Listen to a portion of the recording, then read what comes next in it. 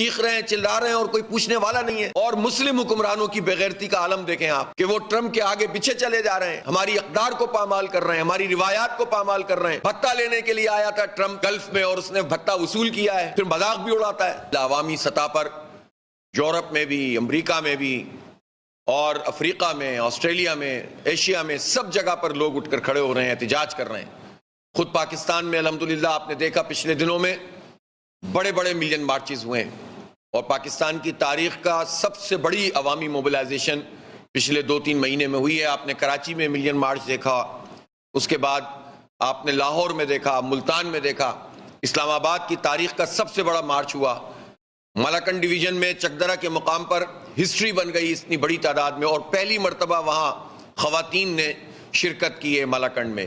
یہ بھی ایک ہسٹوریکل بات ہے کہ جماعت اسلامی کے پلیٹ فارم سے مالاکنڈ کی تاریخ میں پہلی مرتبہ خواتین، بچے، بچیوں نے اس مارچ میں شرکت کی اور ہزاروں کی تعداد میں موجود تھیں، اور سب اپنے فلسطینی بھائیوں سے اظہار یکجہتی کر رہی تھیں۔ ہم اس سلسلے کو جاری رکھیں گے، اس لیے کہ خود وہاں فلسطینی قیادت یہ کہتی ہے، وہاں کے عوام یہ کہتے ہیں کہ ہمارے لیے کوئی تو آواز اٹھانے والا ہو، کوئی تو بات کرنے والا ہو۔ اور میں پاکستان کی تمام پولیٹیکل پارٹیز سے بھی کہتا ہوں کہ وہ بھی تو کچھ کریں۔ بڑی بڑی پولیٹیکل پارٹیز پچھلے 1.5 سال 19-20 مہینے ہو گئے ہیں، بمباری کا شکار ہیں، قتل عام ہو رہا ہے، لیکن بڑی بڑی پولیٹیکل پارٹیز نے ایک احتجاج بھی نہیں کیا ہے فلسطینیوں کے حق میں، بیان تک نہیں دیتے امریکہ کی مذمت میں، اور بات کرتے ہیں انسانی حقوق کی، حقوق آزادیوں کی۔ تو جو سب سے بڑی تباہی جہاں پر ہو رہی ہے اس کے لیے یہ پارٹیاں کچھ کہنے کے لیے تیار نہیں، اس لیے کہ سب امریکہ سے امید لگا کر بیٹھے ہوتے ہیں کہ اگر وہ ناراض ہو گیا تو ہمارا اقتدار کیسے ہوگا، کیسے ہم آگے بڑھ سکیں گے۔ اس لیے پاکستان کے عوام سے ہمیں امید ہے کہ وہ ہماری اس پوری تحریک میں بھرپور طریقے سے ساتھ دیں گے۔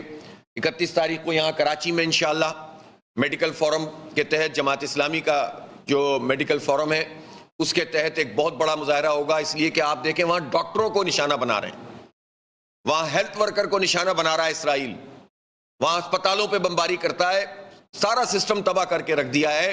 آپ اندازہ کر سکتے ہیں کہ کسی بچے کی ہڈی کی سرجری کی جا رہی ہو، کسی کے پیٹ کی سرجری کی جا رہی ہو اور بے ہوش کرنے کی دوا موجود نہ ہو۔ آپ کے ناخن کو بھی کوئی بغیر سن کیے اگر کوئی کاٹتا ہے تو کس تکلیف کا ہمیں احساس ہوتا ہے۔ آپ دانت کو جو نکلوانے جائیں اور اگر وہ سن نہ کرے تو کیا تکلیف ہوتی ہے، سب بھگتتے ہیں اس بات کو۔ فلسطین میں ہمارے بچے بغیر انیستھیزیا کے ان کی سرجری ہو رہی ہے، کتنے لوگ تو اسی میں شہید ہو جاتے ہوں گے۔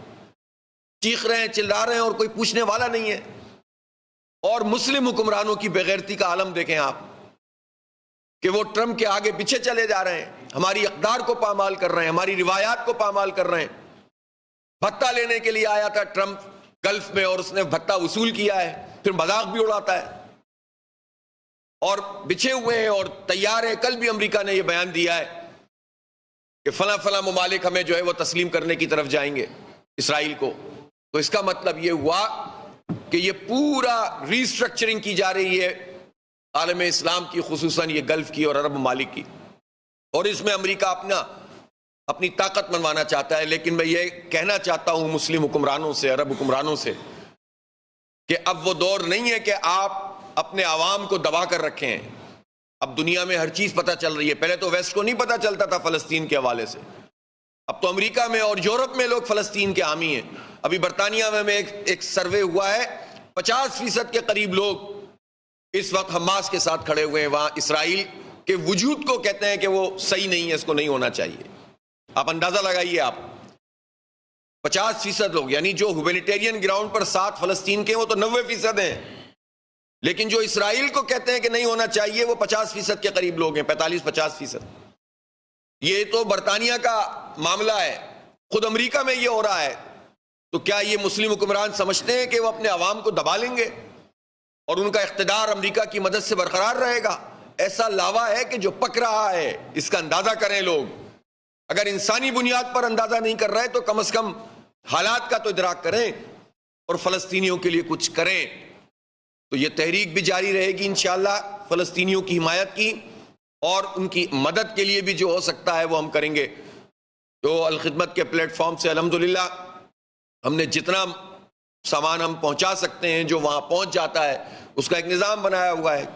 کائرو میں بھی ہمارا سسٹم ہے، خود فلسطین کے اندر بھی انٹرنل سسٹم ہے، جیسے ہی امداد اندر جاتی ہے فوراً اس کی ڈسٹریبیوشن کا اور ایک الحمدللہ نظام ہے، لیکن وہ تو بہت محدود ہے۔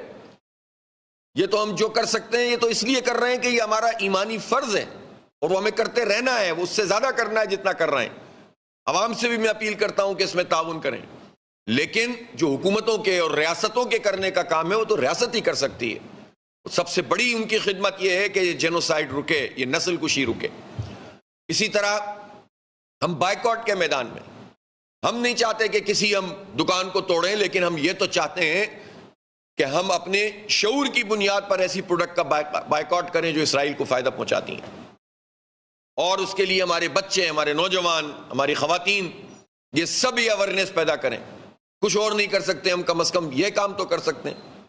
تو اس لیے اس بائیکاٹ کی کیمپین کو بھی آگے بڑھائیں گے، موبلائزیشن کا یہ عمل بھی جاری رہے گا۔ 1 جون کو انشاءاللہ حیدرآباد میں بہت بڑا مارچ ہوگا، اور اللہ نے چاہا تو یہ حیدرآباد کی ہسٹری کا سب سے بڑا مارچ ہوگا انشاءاللہ، اور اسی طرح سے ہم اپنا اس سلسلہ جاری رکھیں گے۔ تو غزہ کے لیے سب کو کھڑا ہونا پڑے گا، حکومت کو بھی اپنا رول ادا کرنا پڑے گا۔ دیکھیں پاک بھارت جنگ جو ابھی ہماری پچھلے دنوں ہوئی ہے، اس کے بعد اب پاکستان کی امپورٹنس بڑھ گئی ہے۔ اب پاکستان کی طرف پہلے بھی لوگ نظریں کرتے تھے، اب زیادہ کرتے ہیں۔ اب اگر ہماری آرمی نے اپنی پروفیشنل اسکل دکھائی ہے، اگر ہماری ایئر فورس نے اپنی طاقت کا اور اپنی ٹیکنالوجی کا اور اپنی اسکل کا مظاہرہ کیا ہے، تو اس کا مطلب یہ ہے کہ اب توقعات بھی بڑھ گئی ہیں۔ اس لیے میں چاہتا ہوں کہ پاکستان کی حکومت فلسطین کے معاملے میں بھی انیشیٹو لے۔ ہم فلسطین کے معاملے میں انیشیٹو اپنا بڑھائیں گے تو کشمیر کا مسئلہ بھی دنیا میں زیادہ ہائی لائٹ ہوگا۔ کشمیر اور فلسطین کا مسئلہ جدا جدا تو نہیں ہے۔ بھارت جو کچھ کشمیر میں کر رہا ہے وہ یہی کرتا ہے کہ ہمارے گھروں پہ حملہ کرتا ہے، ہمارے بچوں کی نسل کشی کرتا ہے، مسلمانوں کی اکثریت کو اقلیت میں بدلنا چاہتا ہے، اکھنڈ بھارت کا خواب دیکھ رہا ہے۔ ابھی تازہ مودی نے جو جس طرح سے جو ہے وہ پاکستان کے خلاف ہرزہ سرائی کی ہے، جس طرح اس نے بڑکیں ماری ہیں، پٹ چکا ہے لیکن باز نہیں آ رہا، اور اسی طرح سے اسی لینگویج میں اپنے ہندوتوا کا پورا ذہن رکھ کر RSS کی مینٹیلٹی، مسلمان دشمنی، اقلیت دشمنی، بلکہ ہندوستان کی اقلیتوں کی دشمنی اس میں رچی بسی ہوئی ہے اور اس کا وہ اظہار کر رہا ہے۔ لیکن ہم یہ دیکھ رہے ہیں کہ وہاں ہم نے الحمدللہ بھارت کو ہر میدان میں پیچھے دھکیلا ہے، اور جو کچھ بھارت وہاں کر رہا ہے، اسرائیل فلسطین میں یہی تو کر رہا ہے، ہماری نسل کشی کر رہا ہے، وہاں ہمارے گھروں کو برباد کرتے ہیں۔ ہمارا پورا غزہ انہوں نے ملیا میٹ کر دیا، ویسٹ بینک پہ انہوں نے گھر گرا دیے ہیں۔ 100 سال سے یہ عمل جاری ہے، اور وہ بھی گریٹر اسرائیل کا خواب دیکھتا ہے، اور ان دونوں کا اشتراک سامنے آ گیا۔ یہ پاک بھارت جنگ میں اسرائیل ایک طاقت تھی جو پوری طرح کھل کر بھارت کا ساتھ دے رہی تھی، اور بھارت کے فوجی اسرائیل جاتے ہیں مسلمانوں کے خلاف، یہ دونوں ایک ہیں، اور ان دونوں کے خلاف ہمیں کام کرنا پڑے گا، اور پاکستان کو اس میں اپنا رول ادا کرنا پڑے گا۔ عالم اسلام کے حکمرانوں کو بھی بلائیں، افواج کو بھی بلائیں، ہم میسج دیں گے تو انشاءاللہ اس کو پیچھے ہٹنا پڑے گا۔